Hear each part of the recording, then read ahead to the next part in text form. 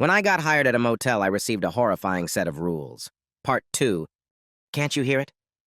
I listened closely, not being able to make out whatever shuffling or moving he was hearing. Sorry, sir. I can't hear anything, but I can assure you no one is in room 47. I have the only key down here, and I'm staring at it. The man on the line drew silent. You for sure? Sure, he asked. I am, I shakily replied. Well, okay then, brother. Good night. And he hung up. I hung up the phone and felt that nervous feeling inside my stomach bubble like moths fluttering about towards my throat. I looked over the paper Margot gave me. There it stood. Rule 2. Room 47 must never be booked. My mind started racing on what this guy was hearing. Part of me wanted to go check on the room. I fought myself on it and decided to stay in case any customers came in. Time dragged on and I was still glued to my phone, my eyes strained under the dim lights. I lifted my head and stretched my back.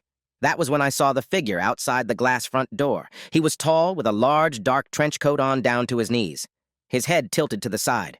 I couldn't make out any features. I nearly jumped out of my skin.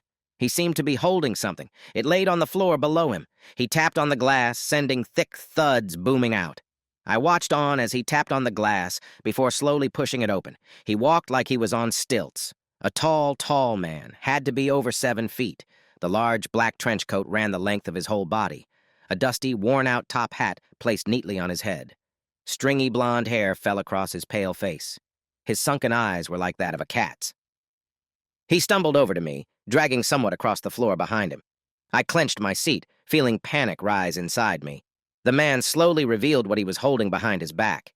He produced a wooden doll about the size of a toddler, placing it on the desk. Its gangly limbs fell to its sides. It only took me a second to realize it was a puppet of me. Same beat-up white shirt, black trunks, and a red baseball hat. Its lifeless wooden features stared back at me.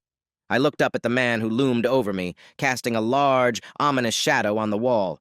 He cracked a wicked smile across his pointy face, revealing rows of yellow teeth.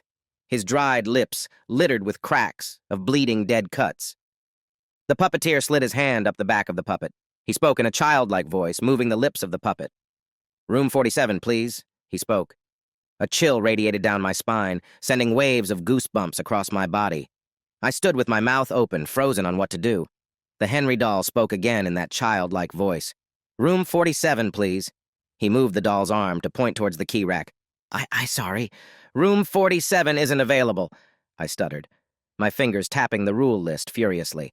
The puppeteer cocked his head sideways, his burning eyes staring into me. He turned to the Henry doll, twisting its head to the side.